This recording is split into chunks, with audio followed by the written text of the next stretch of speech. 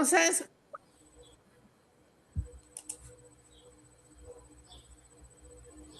ay, esperen. Bueno, pues buenas tardes, bienvenidos a esta presentación del libro que tenemos en el marco del Seminario de Reformas Borbónicas en la América Hispánica. Y ahora, bueno, tenemos el gusto de presentar el libro de Ana Gabriela Arriola Meneses, que se llama Más allá de la Sierra, del Valle de San Antonio de los Llanos en el Nuevo Reino de León al Nuevo Santander, poblamiento agrícola e integración del territorio hacia el centro del seno mexicano. Y me da mucho gusto que hagamos esta presentación en el marco del seminario porque creo que el libro de Gabriela es muy importante y además pues también toca otra zona que generalmente pues nosotros para los que vivimos en Yucatán en el sur es un poco más alejada, que es el actual Nuevo León, el norte de México.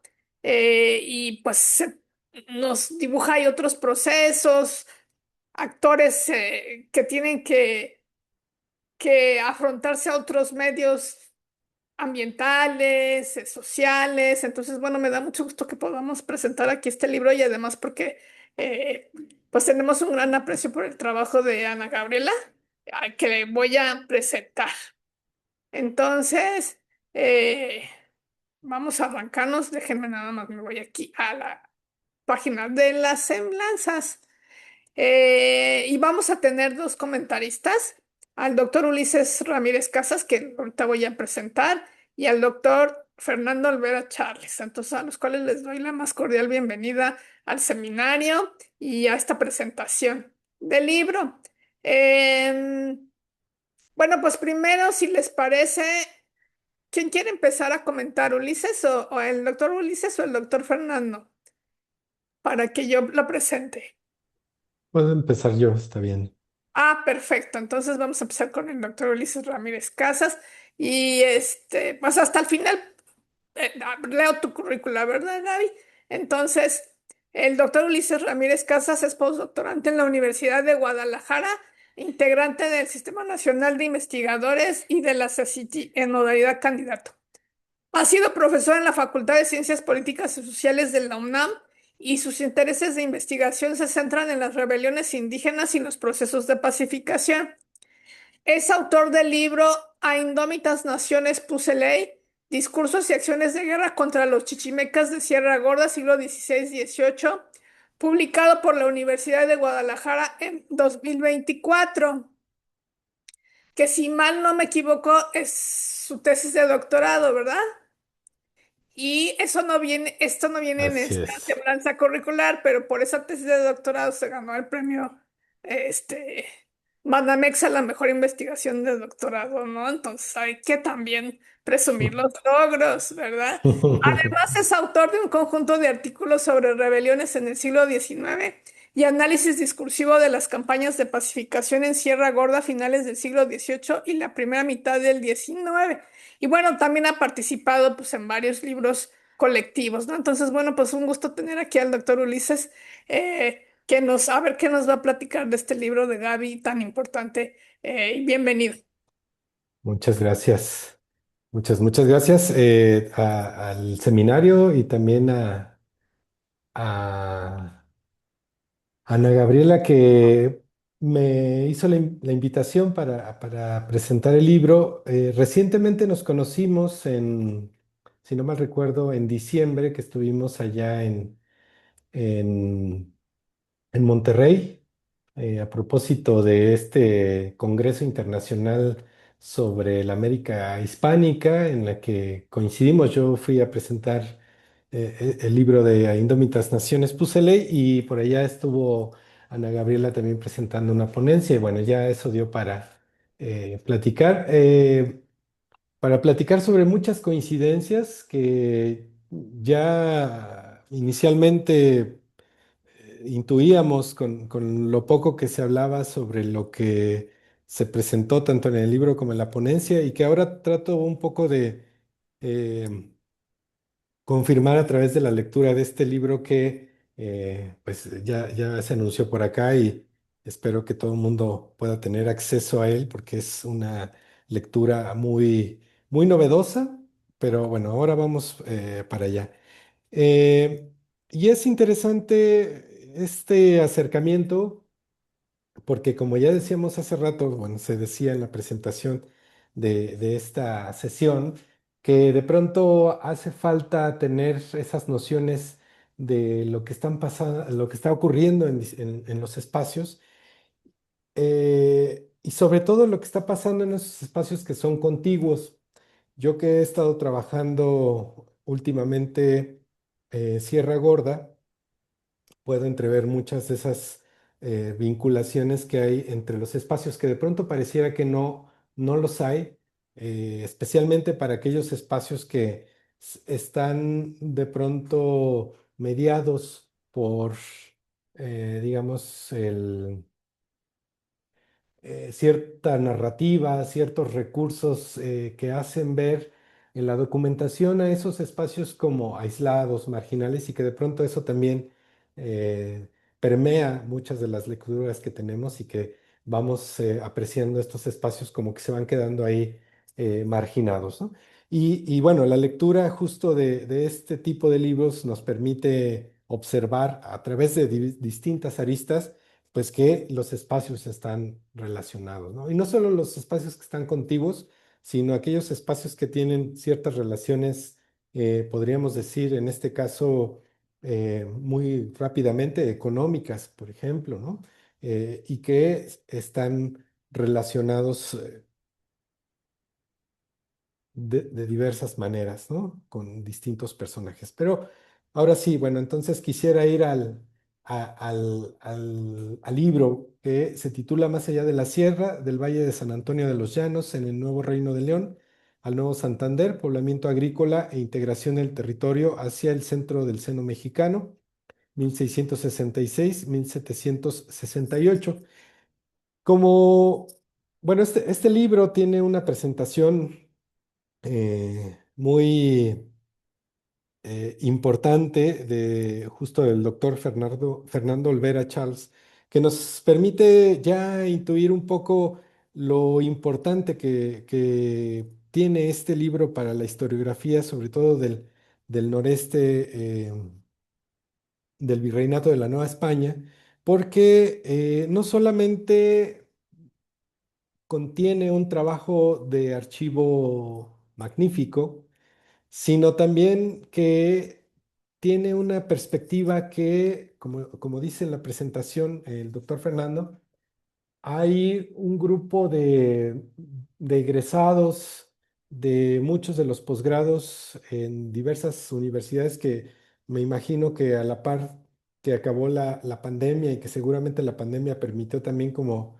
mucha tranquilidad para escribir mucho de lo que se ha presentado, pero estos libros tienen unas perspectivas distintas. Y bueno, hablo de este de Ana Gabriela, pero también pudiera pensar en otro colega que ha trabajado justo a los mineros y que hizo un trabajo formidable tratando de observar detalladamente quiénes son esos mineros y cuáles son las labores que tienen y la importancia para espacios que, como ya decía, parecen de pronto marginados, aislados o que de pronto tienen procesos de colonización muy tardíos, pero que yendo a la documentación se nos abren otros panoramas, ¿no? Y creo que eso es muy valioso en estos libros y en estos enfoques que ahora nos permiten, a los que nos permiten acercarnos muchos de estos estudios.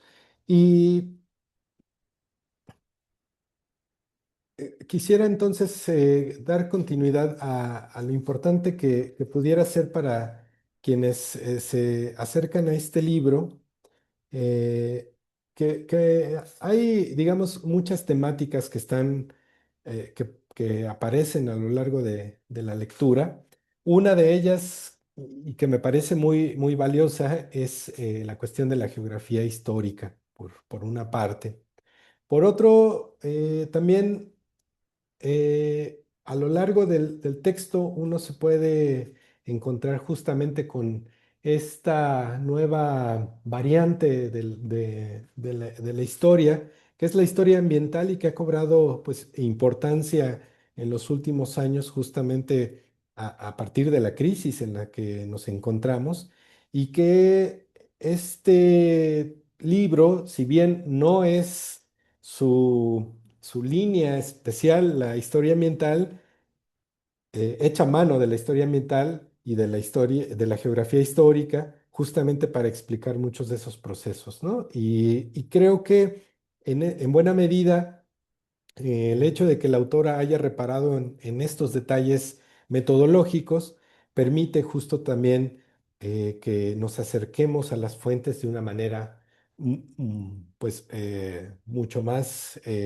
más crítica. Eh,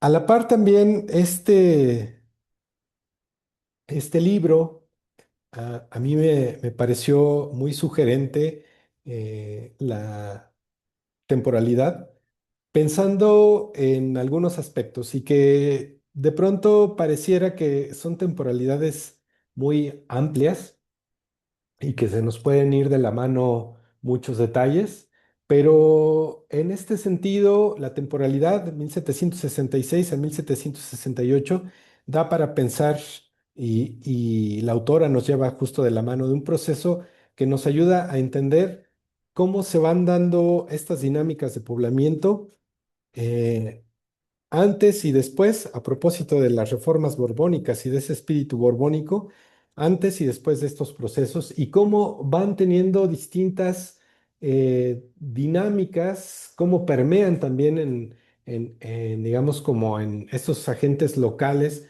pero también en los agentes que están, digamos, en los ámbitos regionales o en la corte virreinal y cómo también a partir de estos enfoques que tienen, por decirlo de alguna manera, las autoridades, va a determinar también ciertas pautas, posibilidades incluso que puedan tener ciertos proyectos que se van eh, eh, proponiendo a lo largo especialmente del siglo XVIII.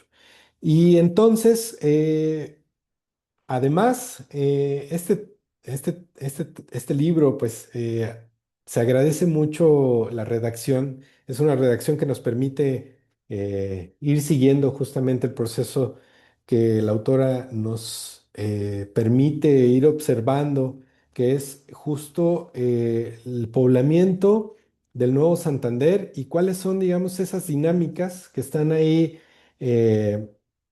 Insertas. Por ejemplo, pensando en el tema de la ganadería, el poblamiento a través de la agricultura, el tipo de propiedad, eh, y tomando el tema de la ganadería extensiva, ya decía yo que al inicio de mi exposición, que de pronto pareciera que los espacios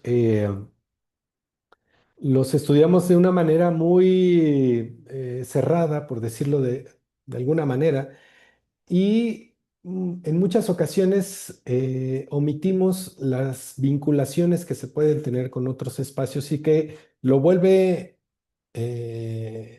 importante.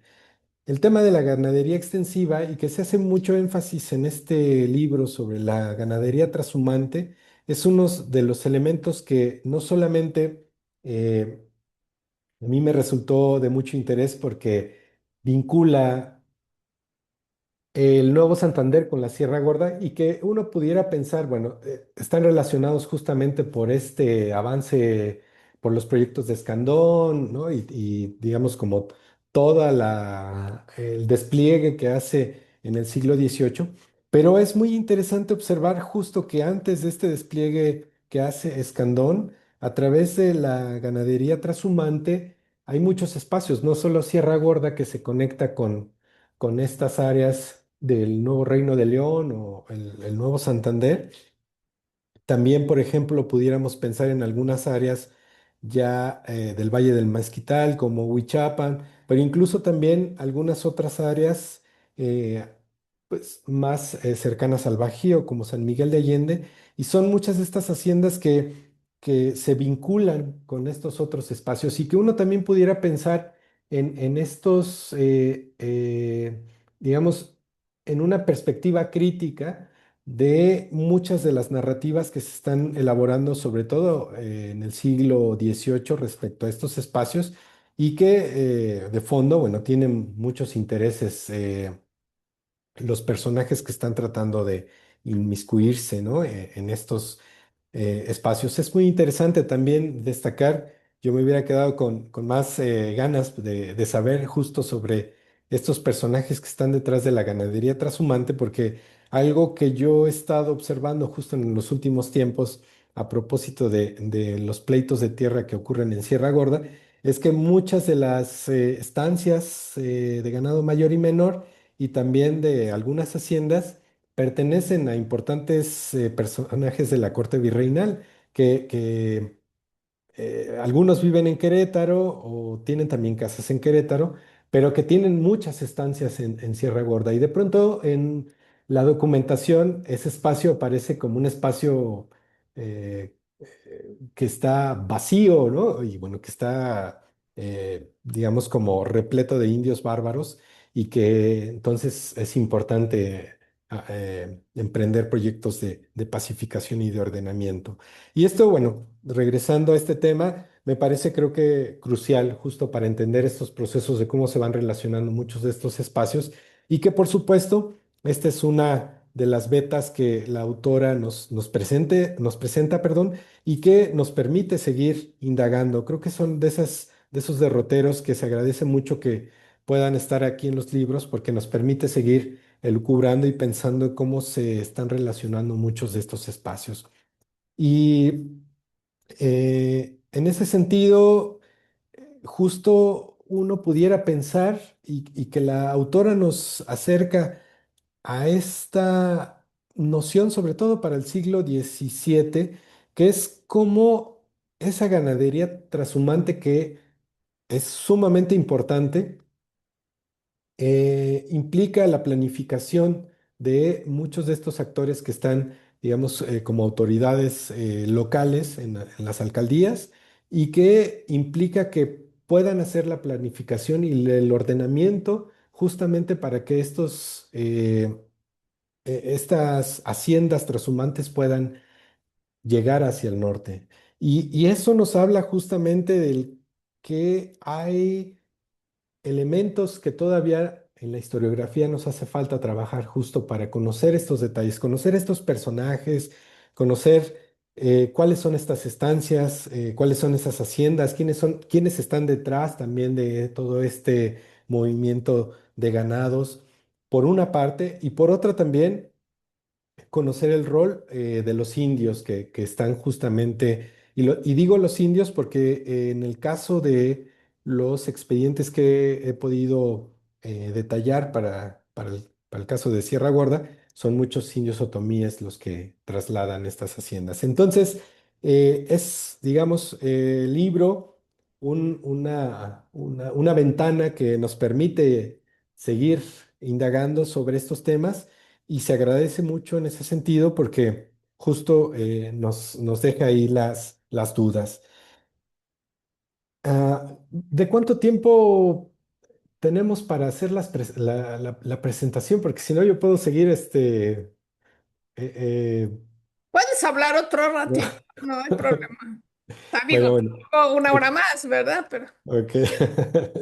Bueno, eh, además de estas partes que tiene que ver, sobre todo en los primeros dos capítulos, en los cuales la autora nos habla justo de cómo se va poblando estas áreas que están, sobre todo San Antonio de los Llanos, que es, digamos, lo que va a ser central para el libro y para el estudio de la autora. Nos va hablando en estos dos primeros capítulos sobre esa dinámica que va ocurriendo en el siglo XVII y que es muy particular también para una serie de características monárquicas, políticas también, pensando en la forma en cómo se está estableciendo este vínculo político desde el virreinato hacia estas áreas más septentrionales.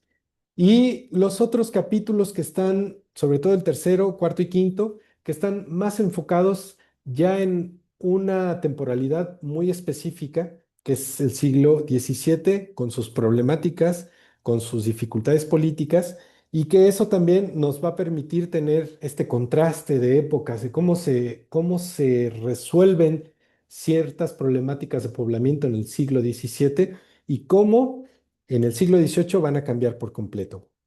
Y en ese sentido, a mí me resulta muy eh, sugerente pensar, por ejemplo, cómo, y que es algo en lo que yo también he estado trabajando, el cómo se reactivan muchas de estas narrativas sobre los indios.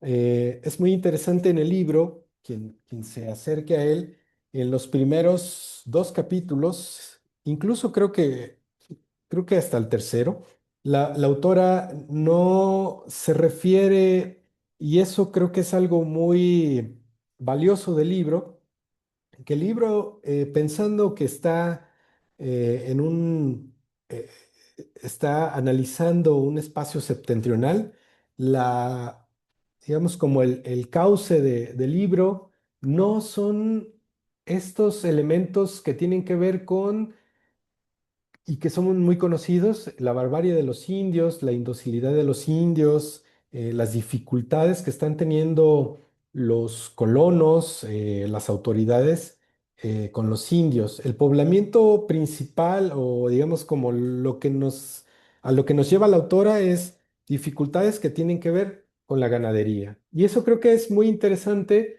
y muy valioso, decía porque nos permite tener otra perspectiva de lo que se está desarrollando en estos espacios septentrionales, ¿no? Y yo decía que es muy importante porque nos permite también ya tener otra lectura, que no es esta lectura que basa el poblamiento septentrional a partir de pacificar a los indios, sino de otra serie de elementos que están ahí y que son sumamente importantes. Y entonces, en este sentido, la autora nos habla más que de indios bárbaros o de chichimecas, que sobre todo en el libro de, perdón, en los informes de Escandón, bueno, podemos observar ahí todo el tiempo estos epítetos negativos. La autora nos habla más de recolectores, trata de usar algunas otras formas para referirse a estos habitantes que me parece también muy valioso. Y valioso en el sentido de que nos abre también una ventana para empezar a pensar cómo nos vamos a referir a estos habitantes. Y yo quisiera, bueno, aprovechando este momento para hacer la pregunta, el por qué el uso del término grupo recolector y no chichimeca, y si esto tiene una implicación en el argumento, eh, si es que el término chichimeca tendríamos que empezar ya a dejarlo de usar para tratar de acercarnos a estos grupos humanos que están habitando el septentrión desde otra perspectiva. Y eso para mí también es una ventana porque justo nos permite tener otro acercamiento hacia estas poblaciones que de cierta manera el doctor Fernando ya ha tratado de acercarnos a estos grupos humanos desde otra perspectiva. Y en este libro creo que ese elemento de situar las problemáticas en otros ámbitos lo hace muy, muy valioso y muy sugerente. Eh, a la par también, los capítulos del libro no solo son, digamos, como la descripción de estos procesos de cómo se van poblando a través de la ganadería, la agricultura y cómo se va ordenando el territorio, sino también nos va dando algunas pinceladas del cómo se instauran ciertas tradiciones. Por ejemplo, eh, a partir justo del poblamiento, de ir observando detalladamente quiénes son estos personajes que están llegando a estos lugares que se van estableciendo desde el siglo XVII, la autora nos permite observar, por ejemplo, la tradición de armas, pero también esta tradición de élites que se va conformando sobre todo a finales del siglo XVII y que pues va a tener algunas consecuencias, sobre todo cuando llegue Escandón, ¿no? Y a lo largo, bueno, del siglo XVIII. Esto creo que también es un elemento muy importante y que se agradece también mucho en las tablas que elabora la autora. Realmente el libro nos ofrece una serie de datos que están en los apéndices, pero también algunos otros datos que pueden irse leyendo a lo largo del libro y que se compilan en los mapas que también son realmente magníficos porque nos permite no solamente tener esta perspectiva o esta lectura de el argumento, sino también irlo observando detalladamente en los mapas y bueno, tener una imagen un poco más compleja de lo que está ocurriendo. Y en ese sentido, bueno, es muy ilustrativo el libro y nos permite ese acercamiento. Eh, También, como ya decía, bueno, las élites acá aparecen en muchos de estos pasajes del libro y la autora, bueno, nos permite no solamente acercarnos a través del argumento del libro, sino también en los apéndices y tener nociones de cómo, de quiénes son estos personajes. Yo ya decía hace un momento que nos hace falta mucho indagar sobre la ganadería trashumante y en buena medida, las tablas que nos propone la autora en el libro, bueno, son una manera de ir elaborando ese mapa más general de cómo pudiéramos retratar a esos personajes que están ahí atrás. Y bueno, otra pregunta que quisiera aprovechar ya para ir cerrando y dejando las preguntas a la autora es algo que resalta también en el libro, que yo decía en estas dos temporalidades que tienen que ver con una época Habsburgo y otra época borbónica, que en esta forma de ir, digamos, poblando y al mismo tiempo nombrando los espacios y los habitantes, es muy interesante, ya decía, cómo antes del siglo XVIII no figuran estos recursos narrativos sobre los indios bárbaros, pero sí a partir de la década de 1730 y 1740 que estos recursos narrativos parecen tener mucha importancia y no solamente en este espacio, sino que pareciera que es un fenómeno, y por lo menos lo digo para el caso de Sierra Gorda, es un fenómeno que está rodeando estos espacios y que permite echar mano de proyectos, de iniciativas y que en medio de esto hay personajes que están viendo cómo se filtran dentro de esta marea, perdón. Y entonces, por supuesto, Escandón es uno de esos personajes que echa mano, ¿no? De toda de estos cambios que están ocurriendo. Y mi pregunta entonces en ese sentido, ¿cómo Escandón logra centralizar la administración, o más que cómo es, qué efectos tiene la centralización de la administración militar, civil y criminal que logra tener Escandón en la colonización del Nuevo Santander? A mí me parece que estos, digamos, elementos nos ayudan a pensar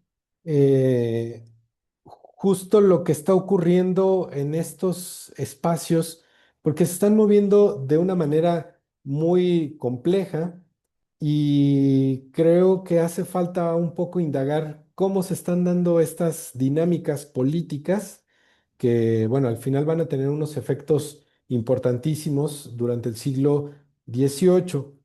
Y creo que de mi parte es lo que pudiera exponer acá. En realidad son muchas cosas, son muchas preguntas. Es en buena medida también un diálogo que tenemos con estos temas que son sumamente importantes. Yo recomiendo mucho esta lectura. Por ahí vi que ya está la versión digital en el perfil de academia la autora, Ana Gabriela Arreola Meneses. Para quienes no tengan la posibilidad de acceder al libro en las ferias del libro, es una ventaja tenerlo de manera digital.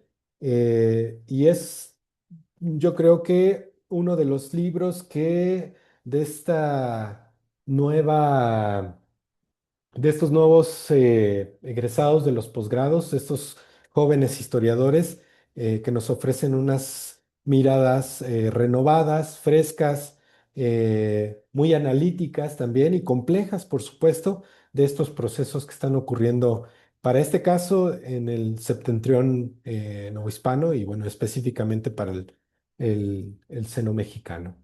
Y bueno, con esto agradecer nuevamente la oportunidad de estar acá con ustedes presentando este libro. Pues agradecemos mucho los comentarios del doctor Ulises Ramírez Casas y le vamos a dar ahora la palabra al doctor Fernando Olvera Charles, que él es el doctor en historia por la Universidad Nacional Autónoma de México y es investigador y catedrático en la Universidad Autónoma de Tamaulipas. Es editor de Septentrión, revista de Historia y Ciencias Sociales, que publica el Instituto de Investigaciones Históricas. Y también es investigador del Sistema Nacional de Investigadores. Es autor de los libros Sobrevivir o Fenecer en el Noreste Mexicano, Estrategias de los indígenas ante la colonización y su incidencia en el comportamiento de la resistencia nativa en Nuevo Santander, 1750-1796 del 2019 y editado por Colsan.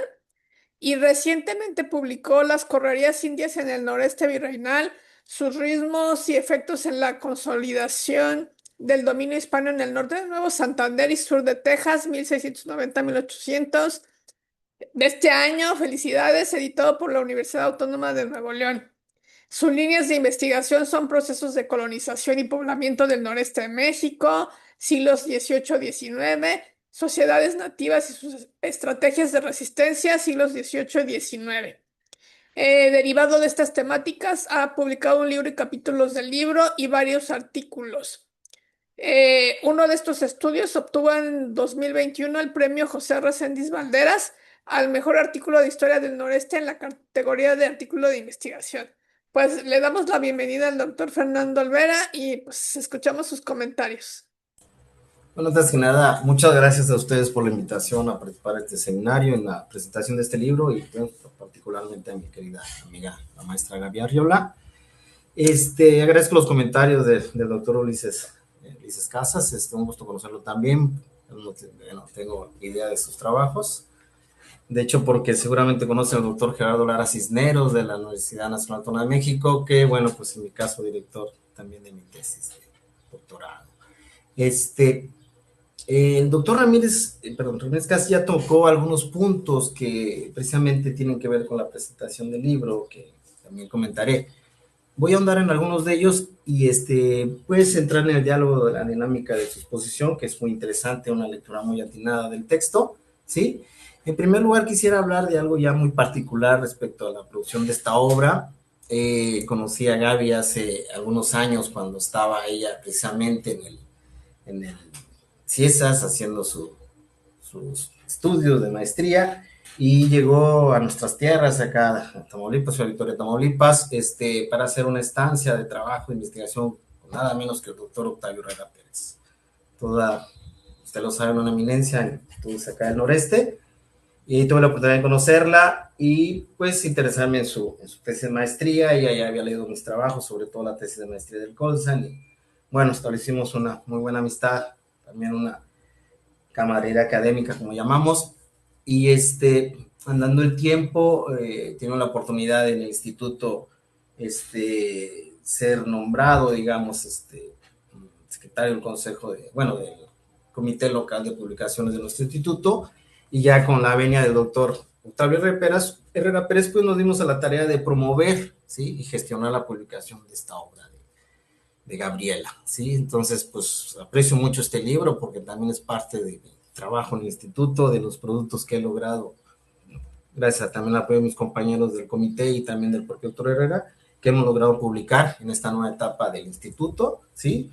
Efectivamente, como dijo el doctor Ramírez, el libro también se encuentra en versión digital, lo pueden descargar del portal Libros Watt, ¿sí? Es que ya está ahí también para su consulta.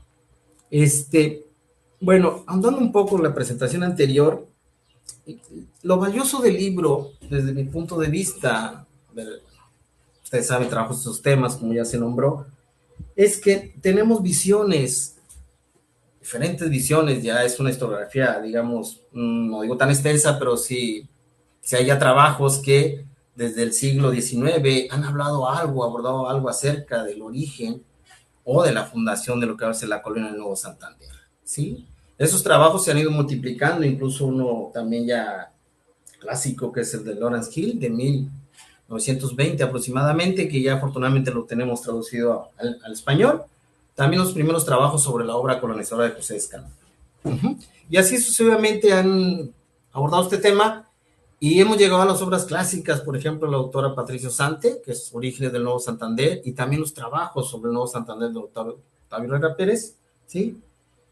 Pero, bueno, ahí agrego los trabajos del servidor acerca de la resistencia de los indios, pero se habían nombrado, por ejemplo, en algunos de sus trabajos, San Antonio de los Llanos, pero como parte de un proceso de poblamiento incipiente o como parte del proceso de poblamiento del nuevo Reino de León.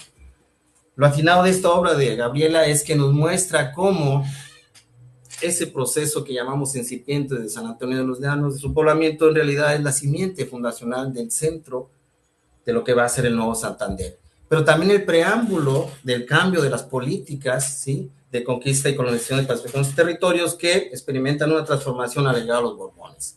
Efectivamente, esa transformación se ve claramente en lo que muestra Gabriela en sus primeros 2 capítulos, porque aquellas formas de ocupación del territorio van a chocar ahora con los intereses que detenta el grupo de Escandón, pero sobre todo de la Ciudad de México, ¿sí? Que eso va a ser evidente en los últimos capítulos, sobre todo el conflicto con el Fondo Piadoso de las Californias, porque estas asociaciones religiosas, así como otros propietarios ausentistas, como ya llamaba el doctor ahorita Ulises Ramírez, que se encuentra en la Ciudad de México, en Querétaro, pues resulta que tenían grandes extensiones de tierra en este espacio de la costa del Seno Mexicano, y la colonización va a fracturar esas propiedades y va a dar lugar, digamos, a litigios muy interesantes, ¿sí?, que se alargan y que se van a, digamos, a comenzar a gestar en el territorio a partir de la llegada del visitador Fernando de Palacio en 1768, cuando precisamente se inicia el repartimiento, entre comillas, oficial de la tierra que Escandón había prometido a todos aquellos colonos que partieron a poblar el Nuevo Santander.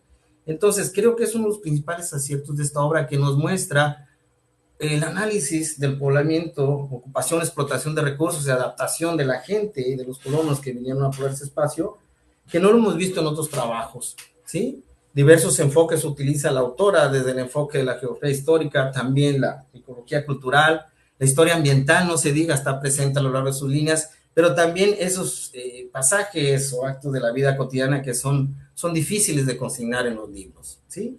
Digamos, el aspecto político que trabajan los autores, o en el caso servidor, el aspecto de la resistencia de los indios, pues queda de lado para mostrarnos escenarios poco visibles en estos trabajos ya de mucha tradición que se han hecho sobre la fundación del Nuevo Santander.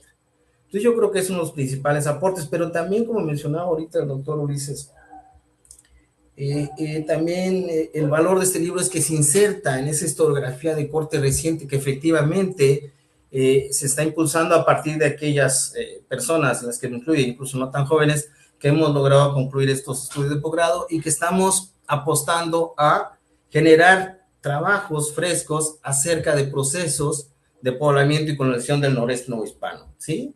No solamente las personas que se mencionan en el prólogo que hago, sino también un compañero aquí presente, Jofra Rodríguez, también nos acompaña, Belardo también, y otros más compañeros también de lo que es Coahuila, que están ya trabajando y aportando estos conocimientos frescos acerca de procesos ampliamente trabajados, hay que decirlo, pero que con las nuevas metodologías, teorías y, digamos, campos analíticos que utilizan actualmente en el discurso histórico y en la investigación histórica, nos ha permitido generar esos trabajos como el de Ana Gabriela. Entonces, ese también es algo importante a destacar, ¿sí?, en este proceso.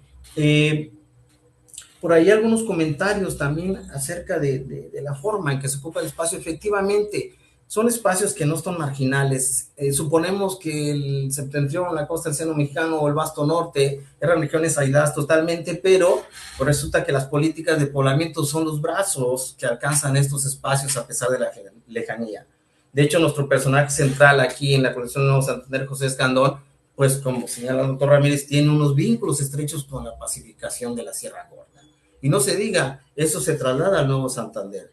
Por eso esa política distinta, digamos, esos elementos que le permiten a José Escandón, pues, ser el artífice de la construcción de una nueva provincia, un nuevo reino, una nueva colonia que, desde mi punto de vista, trataba de retomar la idea central de la expansión colonial de América, es decir, reinos que tributaran recursos, ¿sí?, de la mejor manera posible, y evitando todo ese tipo de serie de cotos de poder que se van a desarrollar a lo largo de la historia de las provincias internas.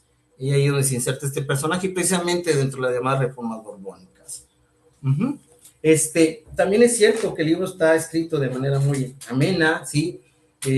Los aportes interesantes, aparte de lo que yo digo, también se suma a lo que estamos comentando acerca de estos mapas, que en lo personal yo agradezco a Ana Gabriela porque ha trabajado conmigo, elaborado algunos mapas para los trabajos del servidor, y créanme que es una forma de ver esos procesos plasmadas, ¿sí?, a partir de imágenes. Es decir, vemos a través de sus mapas cómo el espacio se va transformando de una manera lenta y después ya con cambios que son sustantáneos a lo largo de los años, desde que se funda el nuevo Reino de León hasta que se da todo ese proceso de colonización y poblamiento de lo que va a ser la colonia de Nuevo Santander. Nos sigue también las gráficas, que también ahí tuvimos un diálogo acerca de esas gráficas que optamos por ponerlas al final del texto para que no se interrumpiera la lectura, hacerla más amena, y créanme que el resultado fue agradable y efectivamente esas gráficas son muy valiosas porque nos muestran una mirada íntima de las relaciones políticas, económicas, sociales, culturales que esos primigenios pobladores de esa parte del Nuevo Reino de León y de esa incipiente población del centro del Nuevo Santander, bueno, desarrollaron entre sí y establecieron entre ellos. Puede servir para estudios de demografía, algunos estudios de posografía sobre esos personajes, sería muy interesante. Entonces, creo que este texto es una lectura obligada para todos aquellos que nos interesan estos procesos de poblamiento y colonización, por los aportes que he señalado, pero también porque nos abre ventanas poco exploradas de estos aspectos, ¿sí? Digamos, estamos ante una microhistoria, por llamarlo así, pero que se enlaza a procesos de poblamiento global, ¿verdad? Como es la expansión colonial en estos espacios, digamos, septentrionales y limítrofes de lo que era el virreinato de la Nueva España. Tengo como quiera una nota sobre eso, déjenme comentar algo más que considere pertinente, aparte de lo que ya se dijo. ¿Sí? Bueno, como ustedes saben, es un libro que está estructurado en 5 capítulos más dentro del prólogo, que agradezco los comentarios del doctor Ulises, ¿sí? Y bueno, hay una hipótesis central que la autora desarrolla a lo largo del texto. Dice, la integración de los espacios del centro del Océano Mexicano fue el resultado de momentos específicos en el contexto de la configuración económica del nuevo Reino de León, y posteriormente quedó inmersa en las decisiones del gobierno central de Nueva España, cuya urgencia por fortalecer la cuestión política de Nueva Santander los obligó a abandonar estratégicamente las prácticas de coordinación a las que se habían recurrido durante 2 siglos años. En otras palabras, la nueva política borbónica, ¿sí?, cambió toda esta estructura de poblamiento y estas formas tradicionales de ocupar el espacio, ejemplificado en el poblamiento de San Antonio de los Valles, para unirse o adaptarse a las nuevas condiciones y exigencias que establecía Escandón durante la fundación del Nuevo Santander. Y claro, esa hipótesis se cumple a lo largo del texto y se explica muy claramente a lo largo de los 5 capítulos. ¿Sí? Ya lo mencionó por ahí también el doctor Ulises, las fuentes. Por ahí había una plática con Gabriela respecto a este aspecto y ella fue insistente en dejar este apartado y efectivamente la felicito porque es un aporte también de la obra, ese diálogo que establece con las fuentes. Sabemos que los estudios de maestría y doctorado nos exigen mucho este aspecto en las tesis y bueno, dejarlo también significó que la autora muestra un dominio, una comprensión, una lectura crítica de aquellas de aquellas fuentes coloniales clásicas que se han trabajado para explicar el poblamiento y fundación de la colonia de Nuevo Santander, fundación de ese espacio, ¿sí? Y otras que también resultan ser inéditas o que hasta el momento no se habían trabajado, sobre todo los informes de Escandón. Creo que quedan muy bien interpretadas estas fuentes, ¿sí? Aterrizadas, sobre todo los objetivos que la autora busca demostrar con la incorporación de estos testimonios. Pero eso no se queda ahí, sino que también hace una excelente, digamos, síntesis historiográfica, ¿sí? De lo que ha sido el estudio de este proceso fundacional de Nuevo Santander, desde los autores que ya les mencioné, pero también recalcando los aportes recientes de aquellos historiadores que recientemente, vuelvo a repetir, están generando trabajos sobre estos espacios, investigaciones muy importantes, ¿sí? De ahí parte, digamos, como lo señalo en el prólogo, de ahí parte su marco teórico, su metodología y sobre todo sus aristas para explicar este proceso y sobre todo ese poblamiento incipiente de lo que va a ser el centro del Nuevo Santander. Es importante también esta, digamos, metodología basada en la ocupación del territorio a partir de la explotación del territorio. Aquí, por ejemplo, los indios no son muy visibles, de hecho, porque generalmente cuando se funda un rancho, una hacienda, hay un, digamos, espacio de cierta tranquilidad. No digo que no sigan ocurriendo ataques a los ranchos, haciendas, pero a medida que los poblamientos se van asentando y adquiriendo fuerza, los grupos indígenas tienden a retirarse a otros espacios donde tienen más libertad para ejercer, bueno, sus actos de vida cotidiana y, bueno, continuar con algunas incursiones. Entonces, esta es otra manera de ver el espacio. No lo vemos en otras obras que son más de carácter más amplio, que privilegian la política y otros aspectos para explicar estos procesos. Entonces, eso también es un acierto. Ok, este libro considero yo que está basado en la investigación histórica, es sustentado en una sólida metodología disciplinaria, como estoy mencionando, y bueno, es un resultado de un trabajo. Me consta que Gaby constantemente me mencionaba lo de las fuentes y que estaba revisando fuentes y que no tienen este libro, etcétera. Entonces, bueno, esto queda plasmado a la obra, que también se agradece. Ok, también esto es importante, como señalo, cuando revisamos la historiografía o en los casos que tratamos de desarrollar algunas visiones recientes sobre estos procesos, encontramos ciertas, por decirlo entre comillas, lagunas o aspectos que los autores poco profundizan porque no es el objetivo de sus temas, ¿sí? O porque tienen interés en otros aspectos. Y bueno, así es claro lo que dice la autora acerca de estas situaciones, ¿sí? Que poco han sido profundizadas y que para ella, pues, resultan esenciales para este proceso de poblamiento de la región. Y bueno, lo estoy reiterando otra vez. Ahorita se habló de la ganadería y efectivamente, digamos, el poblamiento de esta zona, particularmente el Nuevo Reino de León y lo que va a ser el Nuevo Santander, tiene antecedentes en la ganadería trashumante, precisamente de aquellas haciendas ganaderas que venían de los valles centrales de la Nueva España, Querétaro y otras zonas, a pastar regularmente 2 veces por año a estos espacios que en teoría se consideraban que no tenían propietarios, pero que había propietarios ausentistas. Entonces, todo eso estimuló, digamos, un arraigo temprano, ¿sí?, de estos territorios, y por ende la ganadería, bueno, se convierte en el principal, digamos, elemento de poblamiento de la región, y precisamente, junto con la agricultura, son 2 de las actividades centrales que se van a desarrollar precisamente en el centro occidente de Nuevo Santander, en la región de San Antonio de los Baños y posteriormente en la región de Santo Domingo de Hoyos, actualmente Hidalgo, Tamaulipas. Entonces, también hay otro elemento importante por ahí que se menciona, como he platicado como Gaby, esto de las condiciones climáticas. Yo también me he percatado en estos documentos de que en estos años iniciales de la fundación de la colonia Nuevo Santander, que seguramente pasó en San Antonio de los Baños y otras regiones incipientes, pues estos fenómenos que tenemos todavía al presente acá en el norte, que de repente se viene una sequía, que de repente se viene una helada, bueno, pues obviamente afectaban las labores agrícolas, diezmaban el ganado. Entonces la autora muestra aquí cómo a partir del enfrentamiento contra estos fenómenos, digamos, los pobladores de esta zona desarrollaron todas una serie de estrategias para salir avantes y lograr que ese poblado de San Antonio de los Llanos, no tendiera a desaparecer como otros poblados que pasó, sino más bien fuera poco a poco afianzándose para servir de simiente a lo que vendría después. Entonces también es otro acierto el estudio de estos fenómenos, ¿sí? O al menos que menciona la autora en este proceso. Ok, también ya hablamos de actividades económicas, sobre todo la ganadería, ¿sí? que permitían a estos pobladores consolidar su subsistencia y sus proyectos terrenales de ocupación hispana, sobre todo en ese espacio considerado como vulnerable como era la costa del Océano Mexicano. ¿Sí? Otros aportes radican en remostrar el proceso de configuración espacial y consecuente resolución de la Tierra generadas por la fundación de la colonia, así como el impacto que tuvo el reparto agrario de 1767 en la definición del territorio de la región.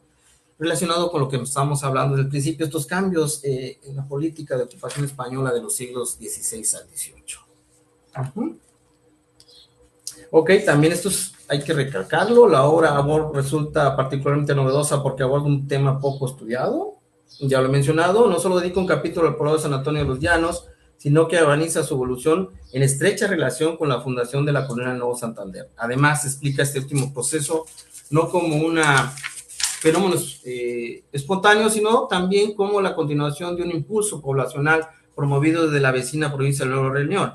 Yo agregaría que también estamos ante un proceso de larga duración de lo que es la expansión hispana en estos territorios, que si bien culmina con el Nuevo Santander desde mi punto de vista, pues empieza desde que se funda la rica villa de Zacatecas y posteriormente ciudad de Zacatecas, porque no hay que olvidar que de ahí empiezan todos estos proyectos de expansión, ¿sí? Hacia esta zona del norte y noreste, y efectivamente uno de ellos toca lo que va a ser el Valle de Saltillo, y a partir de ahí empieza la expansión hacia lo que es la costa del seno mexicano y el Valle de la Extremadura, donde se fundaría la ciudad de Monterrey y otras poblaciones. Uh-huh. Ya hablé de los mapas, ¿sí? Ok, bueno, considero que esos serían los comentarios generales que tengo para la obra. Igual aquí hay algunos comentarios que ya el doctor Ulises habló, que podríamos seguir trabajando y debatiendo sobre estos aspectos. Recomiendo ampliamente esta obra y para mí es un honor haber participado en su producción y que actualmente ya está al alcance de todos para su consulta, para su diálogo y sobre todo que, como lo hemos dicho, abre también otras aristas, ¿sí? Para trabajar o seguir trabajando y estudiando estos temas, ¿sí? Seguir aumentando ese conocimiento acerca del proceso fundacional del noreste, actual semilla del noreste mexicano, y sobre todo que legó la entidad de todos nosotros, los que somos del norte, de Tamaulipecos y otros más. Bueno, agradezco mucho la invitación y quedo aquí a su disposición para los comentarios y preguntas con la autora para seguir dialogando. Muchas gracias. Muchísimas gracias al doctor Fernando. Y pues yo quisiera también, aprovechando que también ya leí el libro, ya me tocó presentarlo, ¿verdad? Ya hace unos meses. Eh, a mí lo que me llamó la atención, y además eso me gusta porque son diferentes miradas siempre al mismo libro, ¿no? Entonces, y yo lo que le comentaba a la doctora Gaby, pues ya, porque ya eres doctora, ¿verdad, Gaby Arriola? Todavía no. Ah, bueno, ahorita que te En una presenten. semana, si todo sale bien. Bueno, todavía no. Entonces, lo que le comentaba a la doctora Gaby Arriola es que a mí me llamó mucho la atención este proceso por el cual estas viejas familias de San Antonio de los Llanos venden sus tierras a foráneos y luego, pues por alguna razón, estos propietarios fueron legando todas sus tierras a los jesuitas, ¿no? Entonces, todo ese proceso me pareció muy interesante y también porque creo que ahí hay otra tarea por hacer y también eso se lo comentamos a Gabriela porque la vez pasada por casualidad comentamos dos mujeres, ¿no? Entonces siempre cambia esta visión porque decimos, bueno, acá aparecen mujeres y nos gustaría saber más de ellas, ¿no? ¿Qué pasó? ¿Cuál fue su papel en los procesos de colonización? En la parte, en los anexos viene una lista muy interesante de las porciones individuales entregadas en diferentes villas, ¿no? Hoyos, Padilla, Güemes, Aguayo en 1768 por el licenciado José Osorio y Llamas. Y aunque solo es una lista de nombres, pues es una lista de mujeres, hombres que pues tenían toda una expectativa sobre el territorio, ¿no? Sobre la vida que iban a llevar ahí. Y entonces, bueno, se mencionan, vienen dos viudas. Entonces, bueno, siempre hay esta expectativa que hay mucha gente que cruzó esto. Generalmente pensamos que había muy poca gente por allá, pero finalmente vemos que pues estaba ahora sí que la gente busca dónde vivir, ¿no? Y dónde vivir mejor. Entonces, pues felicitar a Gaby por este libro y ojalá no sea el primero porque digo, la tesis doctoral ya fue de otra materia, pero pues ojalá se anime y ahora se siga, o sea, trabajando el noreste, que ya ella ya nos va a comentar, entonces voy a presentarles a nuestra autora del día de hoy, la maestra Ana Gabriela Riora Meneses, que es licenciada en Historia por la UNAM, es maestra en Historia por el Centro de Investigaciones en Estudios Superiores en Antropología Social, CIESAS, la Unidad Peninsular, y candidata a doctora en Educación por la Universidad de Anáhuac, quien en una semana ya nos presumió, ya será doctora. Ha dedicado más de una década al estudio de la geografía histórica del noreste novohispano, especializándose en la representación de procesos sociales y territoriales a través de mapas temáticos, donde transforma datos históricos en narrativas visuales. Es la autora de este libro que presentamos y de otros artículos especializados sobre poblamiento, mercedes de tierra y prácticas agrarias en el periodo novohispano. Desde 2017 dirige el laboratorio Histomapas, donde diseña cartografía especializada para proyectos editoriales y científicos en colaboración con instituciones nacionales e internacionales. Y en 2015 fue reconocida con la mención honorífica del 11º Premio a la Investigación en Historia y Patrimonio Cultural Israel Cavazos Garza, que otorga el Consejo para la Cultura y las Artes de Nuevo León. Pues te damos la palabra, Gaby. Hola, buenas tardes. Antes que nada, muchas gracias, doctora Laura, por el espacio para presentar el libro. Y muchísimas gracias a los comentaristas, doctor Ulises y Fernando, por tomarse el tiempo de leer el libro y tomarse el tiempo de conectarse el día de hoy a esta sesión y compartirme sus comentarios, que a mí pues en este momento me siento muy feliz de escuchar la lectura que ustedes pudieron hacer de este libro. Me gustaría continuar con esta propuesta de diálogo, de estas preguntas que quedaron establecidas en la participación de ambos comentaristas, pero mientras lo hago, pensando en las personas que nos pudieran ver en la retransmisión, me gustaría proyectar el mapa del espacio que al que nos estamos refiriendo. No sé si tengo autorizado aquí proyectar. ¿Sí? Ok, entonces voy a proyectar mi pantalla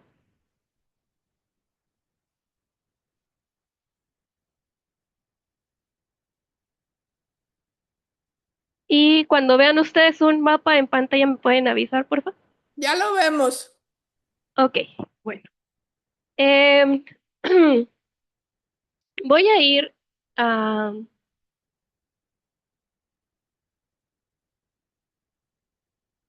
Me voy a quedar en este mapa, que es un mapa donde reflejo en líneas rojas los caminos que conectaban la Nueva España con el Nuevo Santander. En la parte media del mapa tenemos la Sierra Madre Oriental y lo quiero destacar porque precisamente el libro se llama Más allá de la Sierra, pensando en una visión desde el centro de la Nueva España. Esta perspectiva es muy marcada en la documentación histórica que revisé y pues yo decido intitular de esta forma el libro porque pues también para mí es como ese espacio que está más allá de una sierra que históricamente pues ha sido muy importante para la formación histórica del país. El centro del Nuevo Santander se caracteriza por estar por haberse desarrollado en la cara eh, oriental de la Sierra Madre Oriental y es un espacio pues que tiene por característica la abundancia de cuerpos de agua. Eh, Esto para mí es súper importante porque, como también lo dice el título del libro, pues va a permitir este proceso de poblamiento que va a estar definido en buena medida por el desarrollo de las actividades agrícolas. Es cierto, la primera parte del libro precisamente aborda el cómo a partir de estos caminos que están marcados en rojo, van llegando paulatinamente a partir de 1660, pues hatos de ganado trashumante proveniente de Querétaro, de San Luis Potosí, y cruza la sierra, que es una sierra con elevaciones importantes, y estos caminos pues son cañadas estrechas, a veces había que caminar junto al río, ¿no? O sea, avanzar por el espacio que el río permite, tiene sus temporadas muy definidas, porque en épocas de lluvia, pues avanzar junto a un río es sumamente peligroso. Y este ganado trashumante va a desplazarse muchísimos kilómetros con la finalidad de llegar a lo que fue el Valle de San Antonio de los Llanos para que el ganado consumiera el pasto de, de San Antonio de los Llanos, engordara y después se les sacaba de esta región para que siguiera el proceso productivo que era pues convertir este ganado en carne, cueros y cerdo. Ahora, si bien la ganadería trashumante es lo que va a abrir paso, camino o va a permitir la exploración de este espacio que no está vacío, y creo que esto es muy importante destacarlo, o sea, es un espacio con presencia humana, pero esta presencia humana pues son cazadores recolectores, son grupos humanos que se están desplazando, que no son nómadas, perdón, que no son sedentarios, que no están desarrollando agricultura y sin embargo ahí están, ¿no? Y empieza a haber interacciones entre los que llegan y los que... Ahora, ¿qué es lo que va a definir que estos asentamientos tengan éxito, trasciendan, las personas se arraiguen, las familias pues se mantengan en el espacio? eh, yo lo observo como la agricultura, ¿no? El logro de cosechas, garantizar el sustento para las familias, va a ser esencial. Entonces, en este libro lo que yo trato de destacar es que estamos en un poblamiento que su pretexto va a ser el ganado trashumante, el traslado de este ganado trashumante, que va acompañado por grupos humanos que ejercen el oficio de pastores, pero al mismo tiempo empiezan a llegar familias y hay un proyecto político para que este espacio tenga una población permanente. Bien, continuando y respondiendo una de las preguntas que me comparte Ulises Ramírez Casas, que dice que le llama la atención el enfoque que tiene el libro sobre quiénes son las personas que están y qué hacen en estos espacios. Eh, Me gustaría compartir que algo que disfruté mucho cuando escribí esta investigación fue precisamente el poderme enfocar en las personas, o sea, no en los proyectos políticos, no en las autoridades decidiendo desde, desde la Ciudad de México, desde la audiencia, sino quiénes son estas personas que están caminando o sea, que están andando estos caminos, que están cruzando la sierra, que están viviendo el enfrentamiento con los cazadores recolectores, que se están quedando a vivir y que, bueno, eh, a partir de las fuentes puedo entender que su vida no era fácil, porque no se trataba solo de llegar y establecerse, sino también va acompañado de un proceso de adaptación al espacio. Entonces, para mí fue muy importante el poder, eh, no sé si darles voz, pero sí contarlo desde esa perspectiva, que creo que fue uno de los elementos que permite que la lectura de este libro pues pueda ser diferente. Ahora, sobre el espacio geográfico, algo que a mí me queda claro, creo que desde que empecé a acercarme a las fuentes, tal vez desde antes de escribir las primeras líneas, es que el espacio geográfico es actor en este proceso histórico. ¿En qué sentido? Desde la apertura de caminos, que no fue un proceso sencillo porque había que bordear montañas, encontrar espacios que permitieran no solo que pasara una persona, sino que fueran caminos hábiles o útiles para miles de cabezas de ganado, que pudieran ser transitables la mayor parte del año, y luego llegar a un valle con mucha riqueza hídrica, pero que también eh, marcaba desafíos para quienes llegaban a establecerse ahí. Y esos desafíos fueron climáticos. Entonces, cuando yo empiezo a encontrar cómo en los documentos este aspecto del espacio, de cómo van nombrando los lugares, que si la Boca de Santa Rosa, que si la Boca de Caballeros, que si la Mesa del Hórreo, pues para mí el espacio es actor, o sea, no es un escenario estático que transcurre a las espaldas de las personas o del proceso, sino es también actor de este proceso. Y en ese sentido, para mí es importante incluirlo no solo en la narrativa, sino también en este análisis historiográfico que necesariamente requería de la elaboración de una cartografía que le permitiera a quienes se acercaran a esta investigación, pues ver el espacio y ir comprendiendo su transformación a través del tiempo.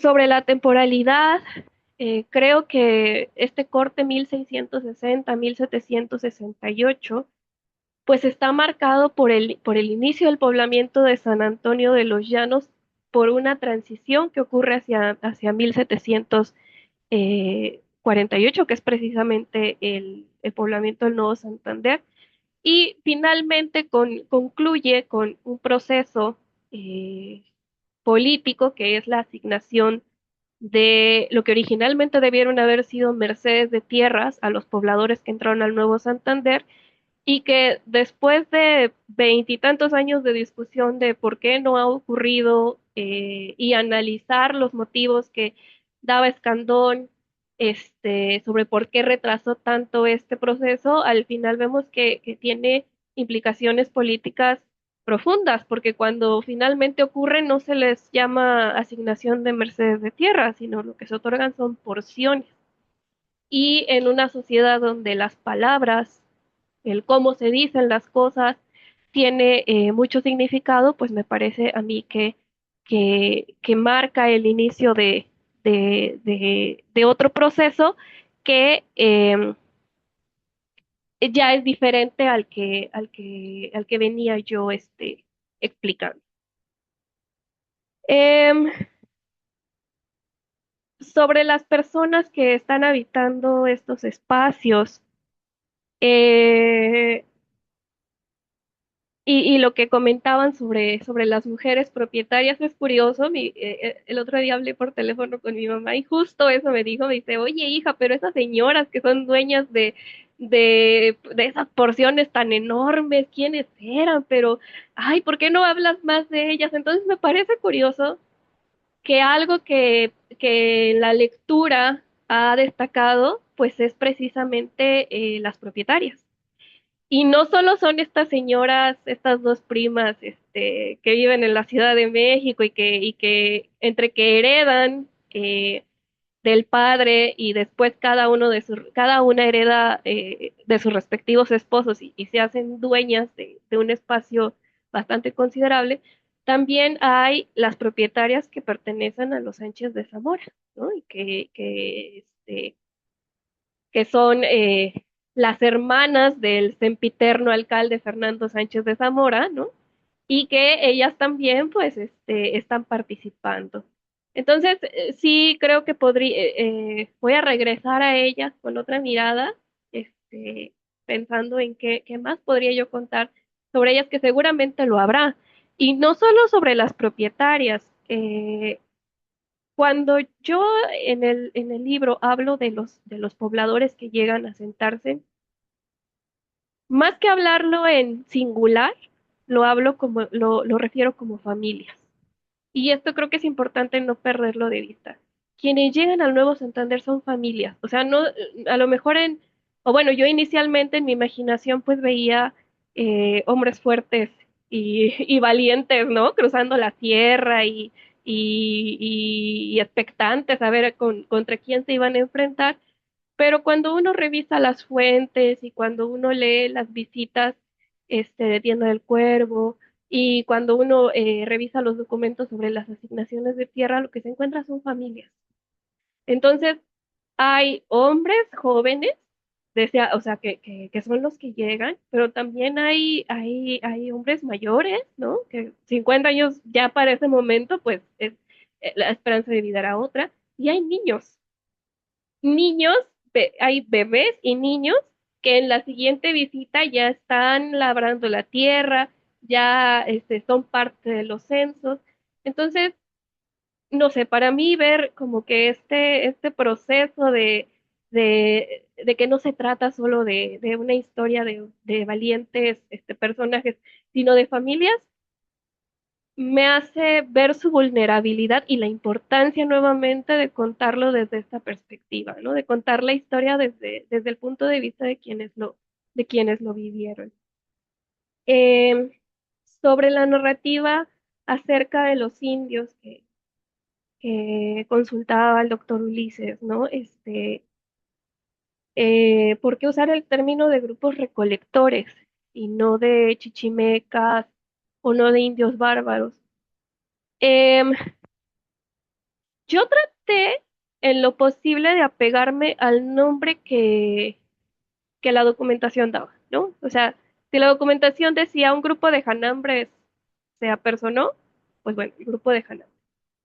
Pero cuando se habla en general, que hay esta referencia a los indios bárbaros, yo ahí hago una separación es que así lo percibieron ellos, ¿no? O sea, para ellos son los indios bárbaros.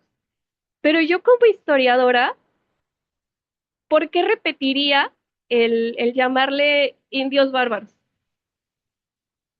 Si al final, o sea, entiendo la perspectiva de ellos de decirle indios bárbaros, pues porque les llevan la contraria y les dan mucho trabajo y, y realmente nunca los pudieron someter al sistema colonial. Pero yo a 200, 300 años de distancia, pues no coincido con, con el descriptivo de indios bárbaros. Y en esta búsqueda de darles una definición neutra de, bueno, el abordaje en adelante, cuando se haga un abordaje sobre ellos, que cada historiador defina cómo los quiere nombrar cuando no tienen nombre desde la documentación, pues fue precisamente a partir de qué hacen. ¿Y qué hacen? Pues grupos humanos.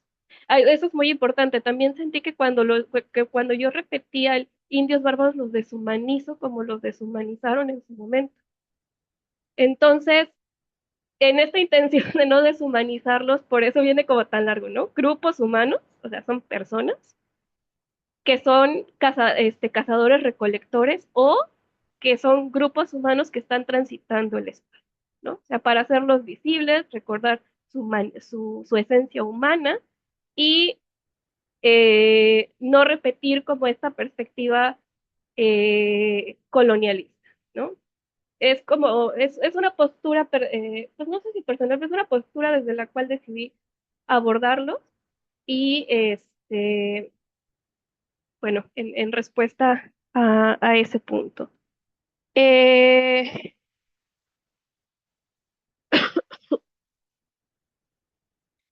a ver, bueno, otro punto sobre acerca de la narrativa en esta investigación, la narrativa sobre los grupos recolectores. Eh, Creo que en su momento, desde la visión de las autoridades virreinales, se le carga mucha responsabilidad a estos grupos humanos sobre el éxito o el fracaso de los asentamientos, ¿no? Si un asentamiento tiene éxito es porque dominaron a los cazadores recolectores, y si un asentamiento fracasa es porque la culpa entera fue o de los cazadores recolectores que atacaron el lugar o de los pobladores que no trabajaron lo suficiente para sacar adelante el asentamiento. Algo que yo observo es que es como muy práctico para las autoridades cargar estas responsabilidades, ¿no? Y no remarcar bueno, pues es que también algo de responsabilidad hay en lo que nosotros hacemos. No estamos negociando bien o no estamos haciendo política eh, debida con estos grupos humanos. Entonces, en ese sentido trato de ser eh, neutral, lo describo las situaciones, pero definitivamente, o sea, hay puntos donde digo, bueno, no comparto tal vez que necesariamente la responsabilidad sea la responsabilidad aquí sea las interacciones con los grupos cazadores recolectores. Em, Algo que para mí fue muy importante destacar en esta investigación fue la importancia de la agricultura. Creo que cuando analizamos proyectos de colonización, pensamos en quienes los lideraron, pensamos en las estrategias de sometimiento, pensamos en cómo los otros no son pasivos, también se rebelan, pero creo que la documentación sobre el Nuevo Santander nos permite conocer el día a día, es decir, cómo construyen casas, cómo eligen un lugar, cómo pues las familias primero, dice Escandón, en Güemes viven en una galera, todos, ¿no? Y en lo que logran construir sus casas, pues les llueve, y bueno, primero no hay cosechas, 2 años de sequía, después les llueve 10 días, después no abren la sequía, bueno, ya no viven en galera, luego otra vez les llueve. Entonces, esos detalles que es una década nos permite entender el enorme trabajo de resiliencia climática que hicieron estos primeros pobladores. Y creo que esta es una oportunidad, no sé si única, pero yo no la iba a desaprovechar de poder contar este proceso, esta primera década, y poder exponer que a veces no pensamos en esos detalles. Y sigue ocurriendo hoy día. Yo creo que quien se haya mudado a un fraccionamiento de reciente creación sabrá el problema que hay pues a lo mejor no hay tantas tiendas, o a lo mejor no hay tanta oferta de productos consumibles en la modernidad. Ahora imaginémonos en sociedades premodernas, donde lo que hay es lo que llevas y lo que puedas lograr es las habilidades que tengas para hacerlo. Y en ese aspecto destaco la agricultura. Eh, Justo el otro día estaba revisando cómo Escandón se le hacía muy, no sé si fácil, pero se excusa mucho en decir es que aquí no se está logrando agricultura, además del clima, porque los vecinos no trabajan. Y bueno, no sé, yo veo que los vecinos le echan muchas ganas, pero pues son las circunstancias, ¿no? Entonces, también como poder reflexionar sobre que estamos hablando de personas y que los logros pues dependen de las condiciones que estas personas puedan ofrecer y del trabajo que puedan brindar. Y creo que esto me lleva a la siguiente pregunta que consultaba Ulises, de cómo, o sea, cómo reflexiono yo eh, sobre qué efectos tiene y cómo logra Escandón centralizar la administración eh, en el Nuevo Santander. Voy a dar una respuesta parcial, porque no, o sea, no lo sé en toda la región, pero digo, no lo sé en toda la provincia, pero el Nuevo Santander. Me parece que Escandón necesita de los líderes locales. O sea, necesita de hacer migas con los Sánchez de Zamora, con Ladrón de Guevara, con el alcalde de, de Villa del Maíz, ¿no? O sea, necesita establecer buenas relaciones con ellos. Creo que ese es uno de los elementos, que ellos lo reconozcan a él como el líder del proyecto, pero él también acude a estos estos personajes que hacen política local, en el sentido de que, pues al final, quien puede convencer a las personas, pues son estos personajes y quienes ya conocen las dinámicas previas, porque hay dinámicas previas, hay dinámicas este, con con los alambres, y ahí yo creo que me da mucho gusto saludarlo y que esté aquí. Él, pues, esto lo tiene más presente seguramente que yo. Entonces hay dinámicas previas que Scandon no ignora del todo. Entonces creo que esa es una estrategia. Se habla mucho de que Escandón privilegia a, bueno, no sé si se habla mucho, pero en posturas historiográficas previas se habla de que Escandón pues beneficia mucho a capitanes que llegan con él, ¿no? Y que los tienen muy consentidos.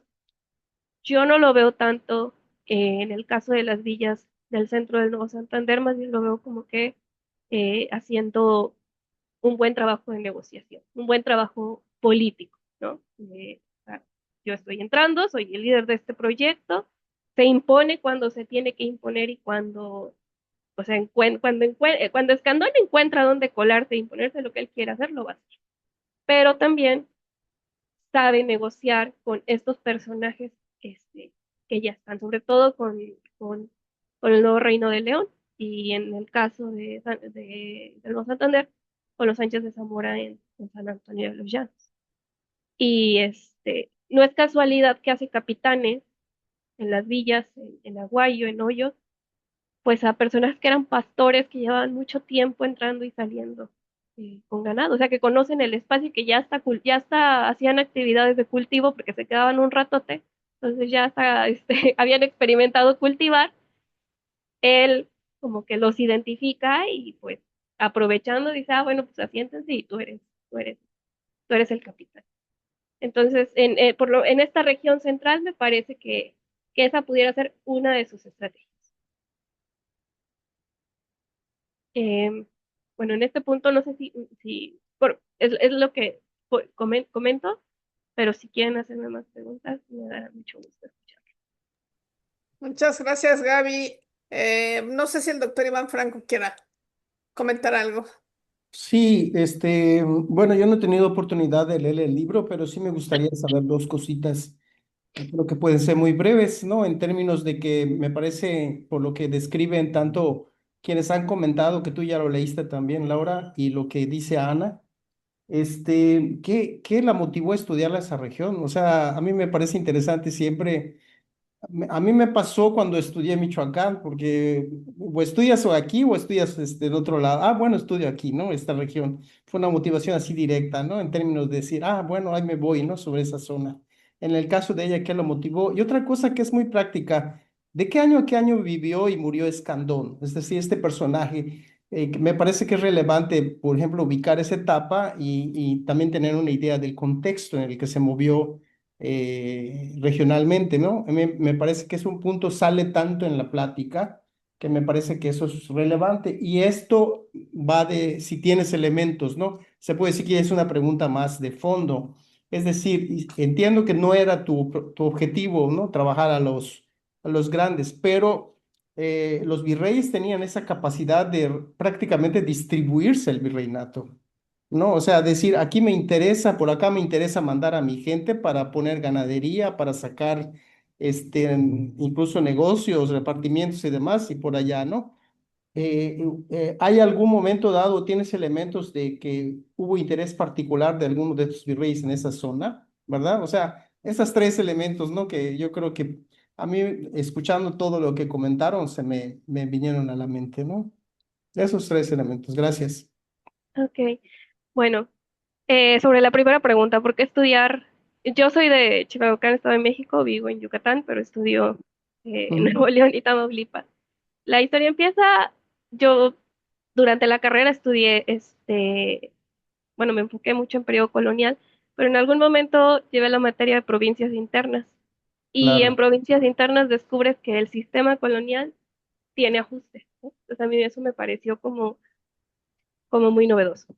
Después fui becaria de un proyecto en Cieza sobre el noreste Ahí es donde yo conozco el noreste y pues sigo la línea, ¿no? O sea, empecé como investigando la ganadería, mi propósito era en licenciatura elaborar una tesis de ganadería y las fuentes no me dieron material para hacer una tesis de ganadería, encontré Mercedes de Tierra y las Mercedes de Tierra me llevaron a toda esta investigación, ¿no?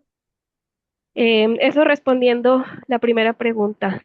La segunda pregunta, perdón, ahorita respondiendo, como que se me fue. ¿Cuál era, perdón? Escandón, ¿y cuándo nace y cuándo muere? Ah, ok. Escandón nace en 1700 en la región de Cantabria, en España.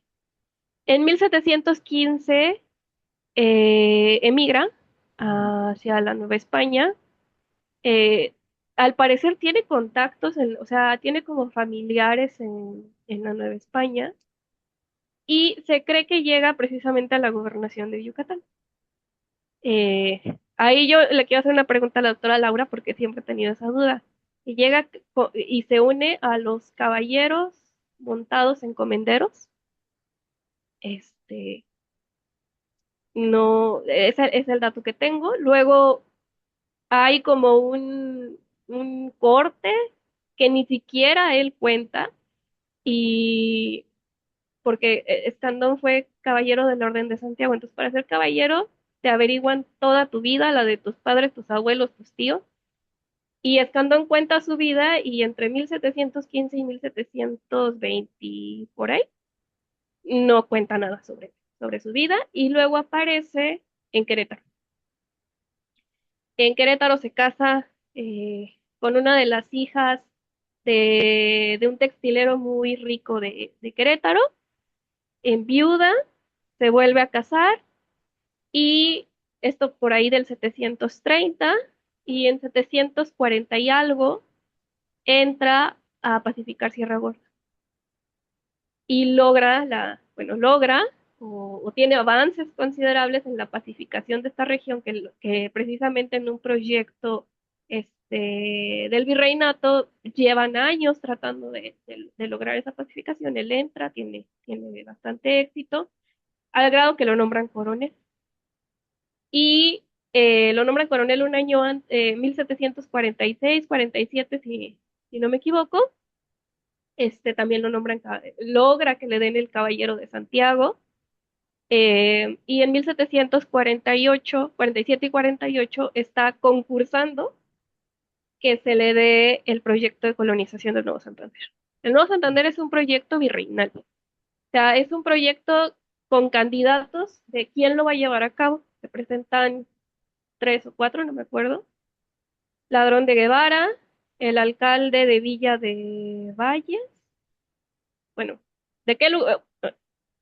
Otro personaje del Nuevo Reino de León y Escandón. Lo gana Escandón. Entra en 1748 Escandón en el 47 reconoce la región. Él va muy seguro, o por lo menos se expresa muy seguro de que él va a lograr poblar el Nuevo Santander por la experiencia que tuvo de Sierra Gorda. Entrega su informe, a él le dan los dineros para que lleve a cabo el proyecto, pero el hecho de que sea un proyecto oficial implica una muchísima responsabilidad que yo creo que Escandón tampoco vio venir.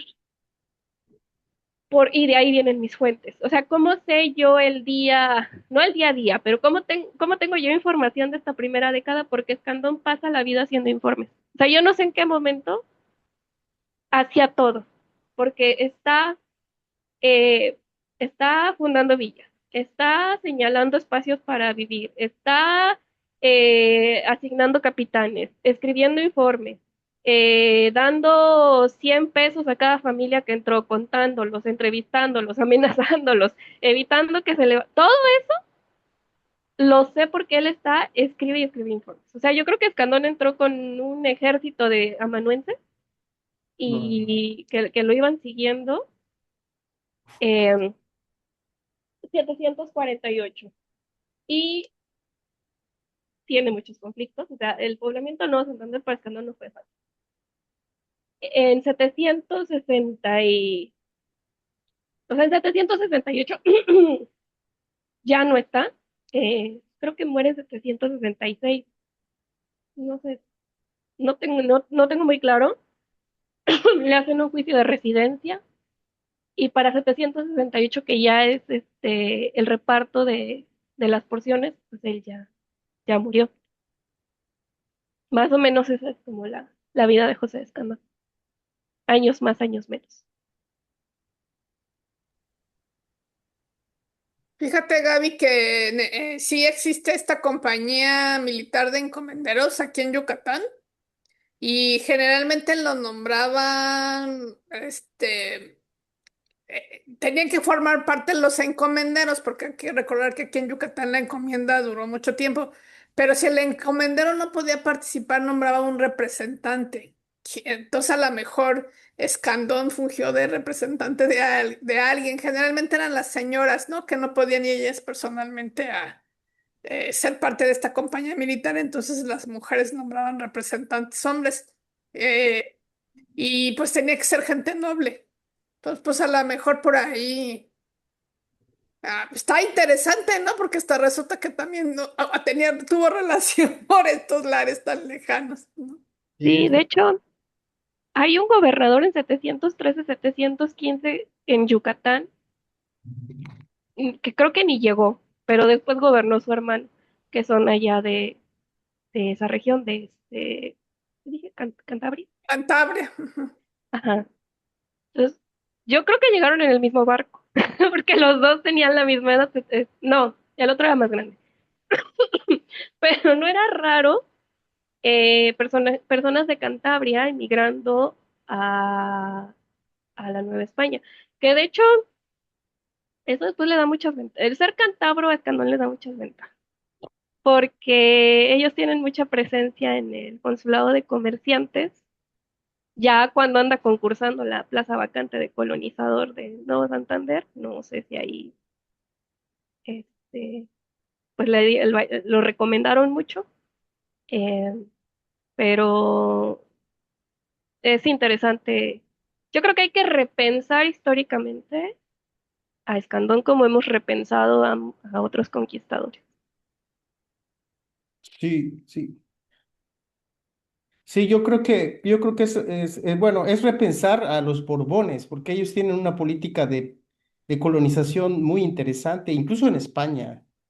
O sea, yo un día andaba por Carmona, allá en España, y hablando con alguien ahí local, está una puerta enorme de Carlos III en la entrada del pueblo, y pregunta a uno y dice, oye, ¿y esto por qué se hace? Dice, es que fue política de Carlos III, porque esa era una zona que no estaba poblada y había que poblarla para tener agricultores, Entonces, te refieres a ese que ocurrió allá y eso está pasando en, ¿cómo se llama? En América y en el caso de que tú estudias, y por eso es muy interesante, pues es el reformismo económico temprano, ¿no? Ya viene esa línea como de decir, hay que defender los territorios, ¿verdad? Y hay que poblar o hay que militarizar. Entonces eso me parece que es, ¿ya has pensado hacer una pequeña biografía de Escandón, por ejemplo? No, pues adelante, ahí tienes otra charla. Claro, así es.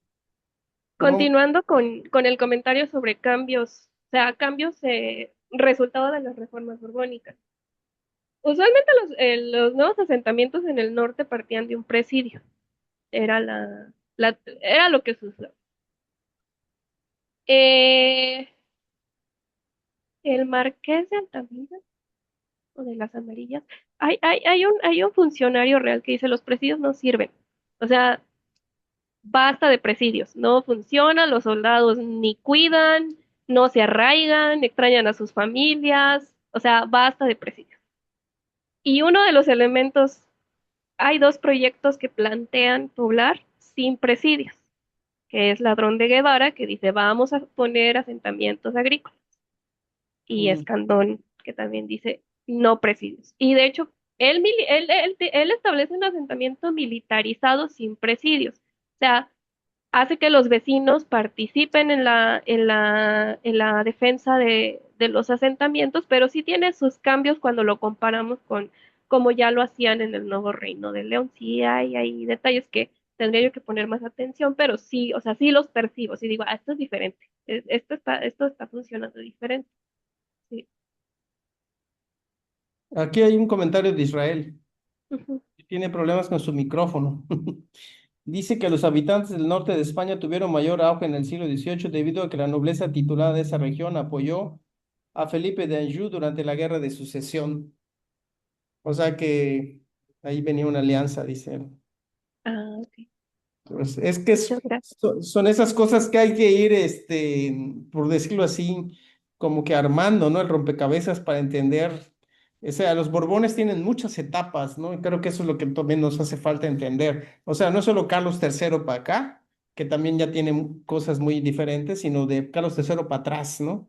Y creo que ese es creo que yo escuchándote y que salía cada rato la conversación escandón me brincaba mucho este aspecto, ¿no? Que por eso te pregunté, bueno, ¿y cuándo nació y cuándo murió y qué hizo, ¿no?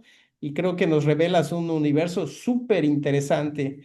O sea, yo creo que tú tendrías que estar en la agenda del 2027 hablándonos de José Escandón. Ok, gracias. No es cierto, es propuesta, desde luego. Gracias, de veras que muchas Gracias, gracias. Muy, muy interesante todo lo que escuchamos hoy, de verdad. gracias. Bueno, pues aunque no lo crean, ya se nos pasaron 2 horas. Pero esa es la ventaja de tener tiempo para hablar y para platicar tranquilamente. Y entonces, bueno, pues no, creo que ya vamos cerrando. Eh, Claro. Les agradecemos muchísimo su presencia. eh, y pues los vemos pronto, ¿no? Esperemos verlos en el calendario 2027 de nuestro seminario de reformas borbónicas, que serán bienvenidos. Y pues a Gaby invitarla entonces a que siga trabajando estos temas y pues a ver si acepta el reto del doctor Iván Franco. Sí, Claro ¿verdad? que sí. Si aceptan esos mapas tan padres que haces. Ah. Gracias. No, pues muchas gracias por el espacio y a las personas que se unieron. Qué gusto verles. Yo, Fernando, Ulises, Anaí, Israel, doctora, muchísimas gracias. No, pues felicidades, Ana Gabriela. Bueno, pues Estamos Felicidades, en Iván. comunicación. De acuerdo, muchas gracias por la invitación. Excelente seminario, charla, plática sobre estos avatares de la combinación del noreste. Muchas Excelente, gracias. gracias. Mucho gusto. Ulises, mucho gusto, Muy- doctor. Gracias. Igualmente, un gusto estar aquí presentando el libro y saludarles. Gracias. gracias. Israel, yo creo que ya puedes dejar de grabar. Bueno, pues nos estamos viendo.